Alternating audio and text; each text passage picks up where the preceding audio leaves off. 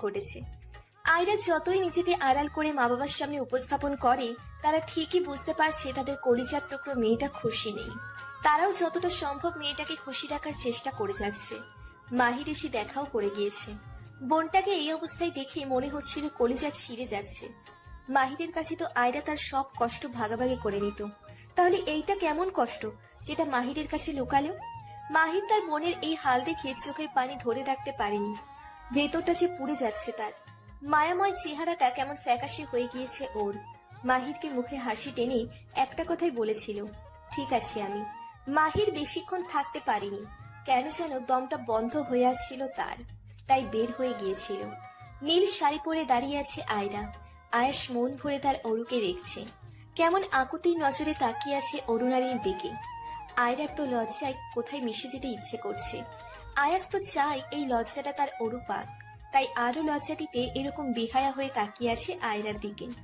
না পেরে আয়রা এবার জিজ্ঞেস করে বসলো, এভাবে কেন তাকিয়ে আছেন? কেন, তোমার লজ্জা লাগে বুঝি? আয়রা এবার আরো লজ্জা পেল। আয়াস সেটা দেখে মিটিমিটি হাসছে।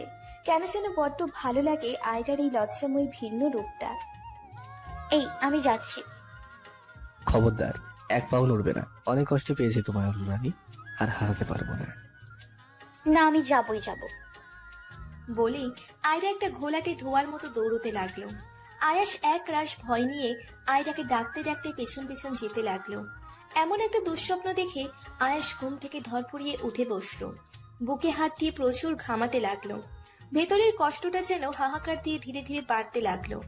চোখগুলো আবার ভিজে আসতে লাগলো আয়াসের। এতটা কাতর, এতটা পিপাসিত, পরিশ্রান্ত হয়ে উঠেছে আয়রার জন্য যে নিজেকে আর দমিয়ে রাখার ন্যূনতম শক্তিটা নেই। আয়াস না ভেবেই ফোনটা নিল।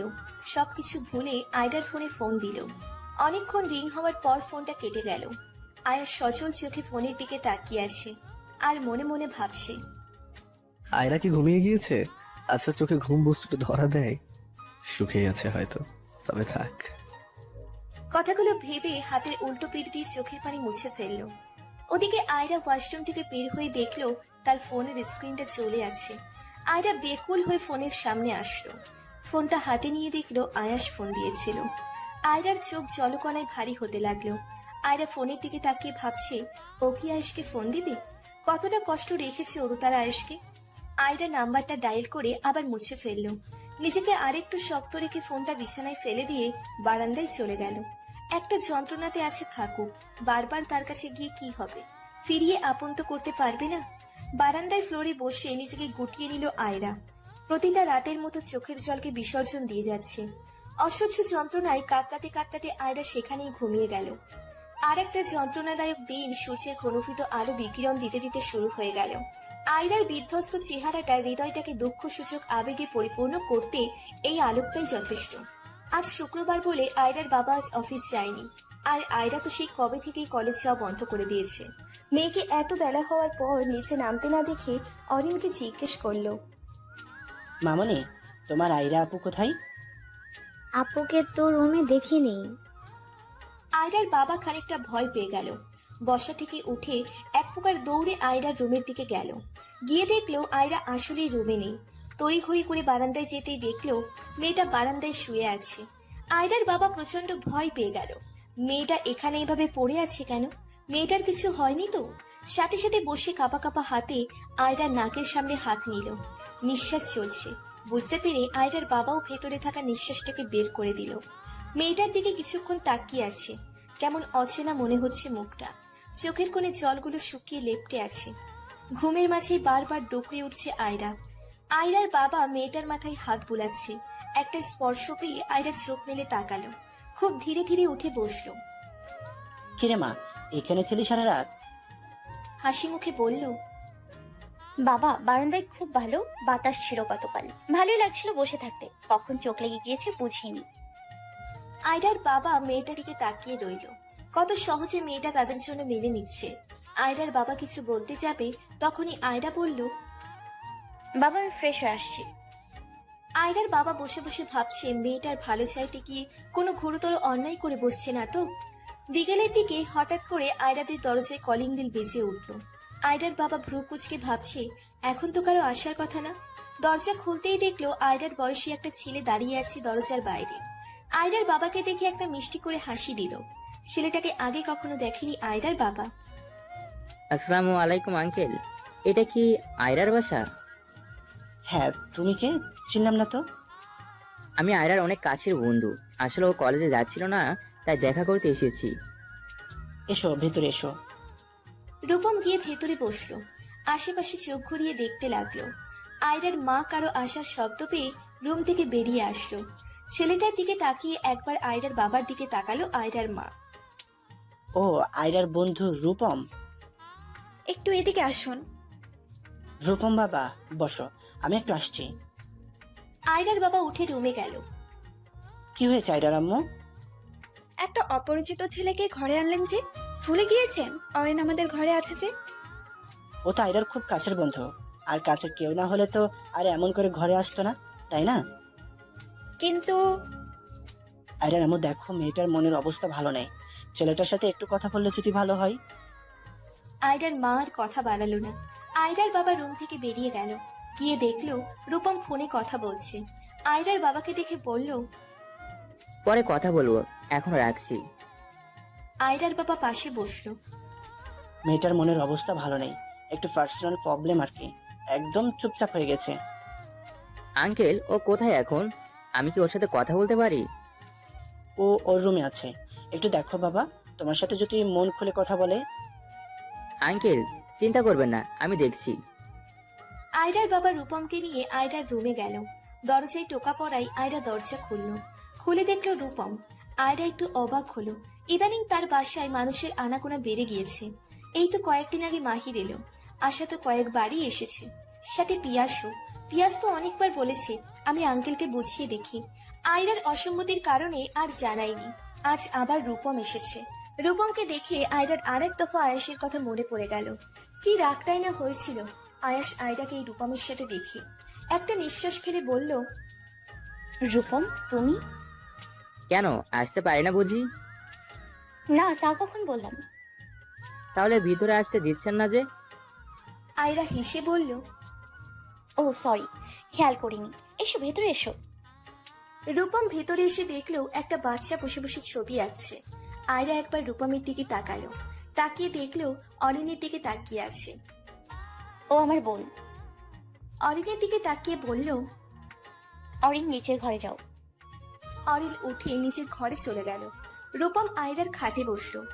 আয়রা হালকা হেসে বলল, না খেলে বেঁচে আছি কিভাবে? আচ্ছা আয়রা, একটা কথা বলি। বলো। তোমার হাতের আঙ্গুল একদম বাচ্চা বাচ্চা, মানে দেখলে মনে হয়ে যায় বাচ্চারা আঙ্গুল দিয়ে গনে গনে খেলে না, চোরে পাখি বারোটি ডিম পেরেছে, ওগো খেলি। আয়রা এবার একটু জোরেই হেসে দিল। রূপম, আমি নিজেকে নিয়ে অনেক কমপ্লিমেন্ট শুনেছি, তবে এইটা আগে শুনিনি। সিরিয়াসলি আয়রা, আর একটা বিষয় জানো, আমার যেটা মন চাই তৎক্ষণাৎ ওই জিনিসটা না করলে আমার মন ভরে না, কেমন উসফুস লাগে। মানে? মানে হচ্ছে এখন আমি খেলবো, হাত দাও। এই, তুমি বাচ্চা হয়ে গেলে নাকি? আরে মাঝে মাঝে হতে হয়, হাত দাও তো। রূপম আয়রার হাত টেনে খাটের মধ্যে রাখলো। এরপর চড়ুই পাখি 12টি বলে গুনতে শুরু করলো। আয়রার তো প্রচন্ড হাসি পাচ্ছে। ছেলেটা আয়রার বাবার উপস্থিতিকে কিছুই মনে করছে না, নিজের যা মন চাই করে যাচ্ছে। আর আয়রার বাবা তো মহা খুশি। এই কয়েকটা দিনে এই প্রথম আয়রাকে মন খুলে হাসতে দেখেছে। ভীষণ খুশি সে। আয়রা আর আয়রার বাবার সাথে অনেকক্ষণ গল্প করে রূপম বলল, না, আমার এখন যাওয়া উচিত। না বাবা, খাওয়া দাওয়া না করে যাবে না, একদম না। আরে না না আঙ্কেল, কি বলছেন? কোনো কথা না, যাও ফ্রেশ হয়ে আসো, তুমি আর আয়রা একসাথে খাবে।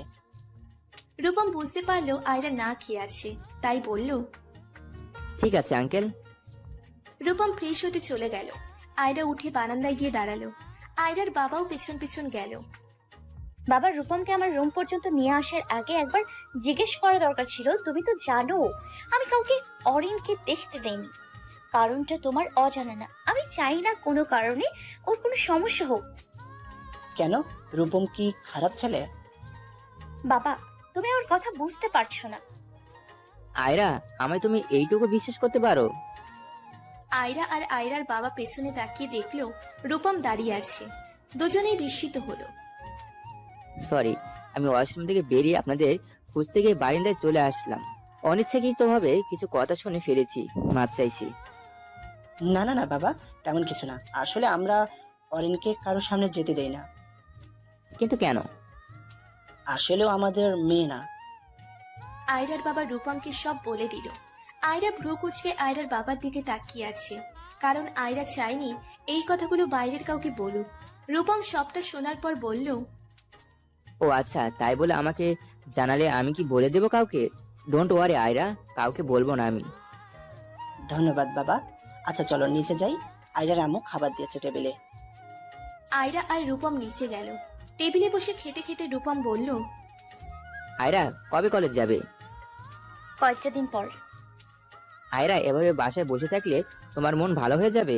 একটা ঘরে নিজেকে বন্দি রেখে নিজেকে স্বাভাবিক করতে পারবে তুমি? আয়রা চুপ করে আছে। বলবে কি সে? বলার মতো তো কোনো ভাষা খুঁজে পায়নি আয়রা। আয়রা শোনো, কালকে আমরা কয়েকটা ফ্রেন্ড একটা ট্রিপে যাচ্ছি, আর তুমিও যাবে ওখানে। অনেক মজা করব। না না, আমার কোনো জায়গায় যাওয়ার মুড নেই। এত কিছু শুনতে চাই না আমি। ঘুরে আসলে তোমার মনটা অনেকটা ফ্রেশ লাগবে। আর আমরা যে ছেলেরা যাচ্ছি এমনটাও না, বেশিরভাগই মেয়ে। সবার সাথে মিশে তোমারও ভালো লাগবে। আয়রা কিছু বলতে যাবে, তখনই আয়রার বাবা বলল, হ্যাঁ রে আয়রা, যা ঘুরে আয়। ও তো ঠিকই বলেছে। আয়রা তার বাবার দিকে তাকালো। এই কয়েকটা দিনে বাবার মুখে এই হাসিটা দেখতে চেয়েছে আয়রা। তবে আয়রার হাজারটা অভিনয় পারেনি এই এক টুকরো মিষ্টি হাসিটাকে ফিরিয়ে আনতে। তবে আজ দেখেছে সে হাসি পুলকিত নয়নে তাকিয়ে আছে আয়রার দিকে, তার সম্মতির জন্য। আয়রার তার বাবার দিকে তাকিয়ে অনিচ্ছা সত্ত্বেও হাসি মুখে বলল, ঠিক আছে, যাবো। আচ্ছা, ওরিনকেও নিয়ে যাব? না, ও কোথাও যাবে না। আরে কিছু হবে না, আমি দেখে রাখবো, কথা দিচ্ছি। দেখো রূপম, আমি ওকে নিয়ে কোনো রিস্ক নিতে চাই না। এমন কোনো কাজে তো ভুলেও পা বাড়াবো না, একদমই না। আর এটা নিয়েই আর কোনো কথা না। বলেই আয়রা রুমে চলে গেল। আয়রার বাবা রূপমের দিকে চেয়ে বলল, বাবা তোমরাই ঘুরে এসো। ঠিক আছে। কখন বের হবে আগামীকাল? এই তো 10টায়, সন্ধ্যার আগে ফিরে আসবো। 10টায় হলে আমি থাকছি না, অফিসে যাব। সমস্যা নেই আঙ্কেল, আমি আয়রাকে ঠিক মতো নিয়ে যাব। আয়রার বাবা অনেকটা আশ্বস্ত হলো রূপমের উপর। রূপম খাওয়া দাওয়া করে চলে গেল। মেয়েটাকে ওদের সাথে পাঠানো কি ঠিক হবে? ছেলেটা খুবই ভদ্র। তুমি তো কথা বলেনি তেমন ওর সাথে। আমি ছিলাম সারাক্ষণ ছেলেটার সাথে। দেখলে না, অরেনকেও নিতে চাইলো সাথে। কিন্তু দেখো এরা আম্মু, আমি আর পারছি না মেয়েটাকে এভাবে দেখতে। দম বন্ধ হয়ে আসছে। আজ কতদিন পর মেয়েটাকে এভাবে হাসতে দেখছি মন থেকে, আর সেটা রূপমের কারণে। মেয়েটা যদি ছেলেটার সাথে কথা বলে ওইসব থেকে দূরে থাকতে পারে, তাহলে আমি এটাই চাই। বলেই আয়রার বাবা রুমে চলে গেল। আয়রার মাও কিছু বলল না আর। একটা খারাপ স্বপ্ন দেখে আয়রা জেগে উঠল সকালে। কেমন যেন অস্বস্তি লাগছে। উঠে শুনল ফজরের আজান দিচ্ছে। আয়রা বিছানায় কিছুক্ষণ বসে থেকে চট করে নেমে অজু করে নামাজটা পড়ে নিল। কেমন যেন লাগছে ভেতর ভেতর, কেন যেন খুব মন চাইছে আয়াসকে দেখতে। এই কয়েকটা দিন আয়রার নিজেকে অনেকটা সংযত রেখেছে, আয়াসের ভাবনা চিন্তার সীমানার থেকে দূরে রাখতে। হাজারো ছটফটানি মনের ভিতর উকি দিলেও আয়রা নিজেকে এটাই বুঝিয়ে এসেছে, এই কষ্টই তার নিত্যদিনের সঙ্গী, মানিয়ে নিতে হবে।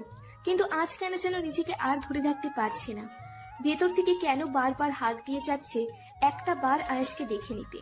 বারান্দায় দাঁড়িয়ে আয়রা বাইরে তাকিয়ে আছে। বাহিরে এখনো আলো ফোটেনি, হালকা হালকা ধোয়া ধোয়া।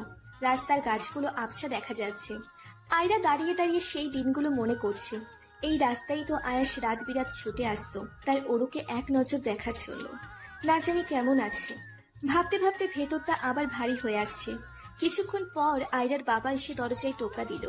আয়রা দরজা খুলতেই তার বাবা বলল, আরে আমার মেয়ে আজ সকাল সকাল উঠে গেছে দেখছি, যার জন্য খুব এক্সাইটেড নাকি? আয়রা ভেতরের অনিচ্ছাটা ভেতরে রেখে দিল। বলতে পারো, তুমি অফিস যাবে না বাবা? রেডি হয়েছে যাওয়ার জন্য। কেন যেন তোকে দেখার ভিতরটা উসখুস করছে, তাই ভাবলাম একটু দেখে যাই তোকে। আয়রা কিছু বলল না। আয়রার বাবা কাছে এসে মেয়ের কপালে একটা চুমু দিয়ে বলল, সাবধানে যাস মা। বলে আয়রার বাবা চলে গেল। আয়রা একটা নিঃশ্বাস ফেলে আবার বারান্দায় চলে গেল। 10টার দিকে আয়রা রেডি হচ্ছে। বের হওয়ার ন্যূনতম ইচ্ছাটা নেই। আজ অনেক দিন পর বাসা থেকে বের হচ্ছে। গত কয়েক মাসে বাড়ি থেকে বের হওয়ার অভ্যেসটা শুধু আয়েশের সাথেই ছিল। আজ তো আয়েশ সাথে নেই। আয়েশের কথা ভাবতে ভাবতে হঠাৎ আয়রার ফোন বেজে উঠল। ফোনের আওয়াজে আয়রা বাস্তব জগতে ফিরে এসে ফোনের সামনে গেল। ফোনটা রূপম করেছে। হ্যালো। আরে একটা ঝামেলা হয়ে গেল। তুমি একটু বাসা থেকে আমাদের কলেজ পর্যন্ত আসতে পারবে? আসলে ঝামেলার কারণে আমি তোমাদের রিসিভ করতে পারছি না। সমস্যা নেই, আমি একাই আসতে পারবো। থ্যাঙ্কস। তাড়াতাড়ি চলে এসো, গাড়ি এখানে আছে। আচ্ছা ঠিক আছে। ফোন রেখে আয়রা নিচে গেল। আয়রা মা অরিনকে নাস্তা খাওয়াচ্ছে। আয়রাকে দেখে কাজ ফেলে কাছে এলো। বের হচ্ছিস মা, সাবধানে যাস। আর ফোনটা সামনেই রাখিস, ফোন দিলে যেন সাথে সাথে ধরতে পারিস। আচ্ছা। একটা অস্বস্তি নিয়ে আয়রা বেরিয়ে গেল। রাস্তায় বেরোতেই ভেতরটা হু হু করে উঠল। আয়াসকে ছাড়া এই রাস্তাটাও দুর্বিষহ লাগছে। আয়রা দেরি না করে একটা রিক্সা ডেকে উঠে পড়ল। এই পথগুলো আয়রা তো কয়েকটা মাস একা যায়নি। চোখের পানি মুছেও কোনো কুল কিনারা করতে পারছে না। খানিকক্ষণ পরে কলেজের সামনে এসে নামলো আয়রা। চোখগুলো কেমন ভার লাগছে। গেটের সামনে নেমে কোনো গাড়ি চোখে পড়লো না আয়রার। কিন্তু রূপম তো বলেছিল তাদের গাড়ি নাকি কলেজ গেটের সামনে দাঁড় করানো। তাহলে ভাবতে ভাবতে একটা গাড়ি এসে আয়রার সামনে থামলো। ভেতরে মাহির আরো অনেকেই আছে, সবাই অপরিচিত। আচ্ছা, সবাই কলেজের হলে তো কেউ না কেউ পরিচিত হওয়ার কথা। ভাবতে ভাবতে রূপম গাড়ি থেকে নেমে দাঁড়ালো। চলো আয়রা, আর এরা আমারই ফ্রেন্ড। মেয়েদের গাড়িটা পিছনে, ওই গাড়িটা মোটামুটি ফিল আপ হয়ে গিয়েছে। তবে আমাদের গাড়ির পিছনের দিকে মিও আছে, ওঠো। আয়রা গাড়ির দিকে পা বাড়িয়ে উঁকি মারতেই দেখলো ভেতরে কোনো মেয়ে নেই। রূপমের দিকে ফিরে তাকাতেই দেখলো চেহারায় অন্যরকম একটা হাসি, যার অর্থ অনেকটাই খারাপ। অনেকটা। আজ আয়াসের একটা মিটিং আছে। নিজের কেবিনের বড় কাচের জানালাটার সামনে দাঁড়িয়ে আছে। এখান থেকে বাইরের শহরটা সুন্দরভাবে দেখা যায়। পুরোটা শহর কেমন রুক্ষ লাগছে, কেমন যেন অশুভ কিছুর আভাস দিয়ে যাচ্ছে প্রতিনিয়ত। ম্যানেজার এসে বারবার বলে যাচ্ছে ক্লায়েন্টরা বসে আছে, কিন্তু আয়াসের সেদিকে ভ্রুক্ষেপ নেই। হাতের ফোনটার দিকে বারবার তাকাচ্ছে। কেন যেন মনে হচ্ছে আয়া ফোন দিবে। অনেকক্ষণ কেটে যাওয়ার পর আয়াস রুম থেকে বের হলো। হ্যালো বন্ধুরা, পরবর্তী পার্ট খুব তাড়াতাড়ি আসবে, তো সবাই অপেক্ষায় থাকো। আর চ্যানেলটি যারা এখনো সাবস্ক্রাইব করোনি তারা পরবর্তী পার্ট দেখার জন্য চ্যানেলটি সাবস্ক্রাইব করে রেখো। ধন্যবাদ সবাইকে, আমাদের সাথেই থেকো।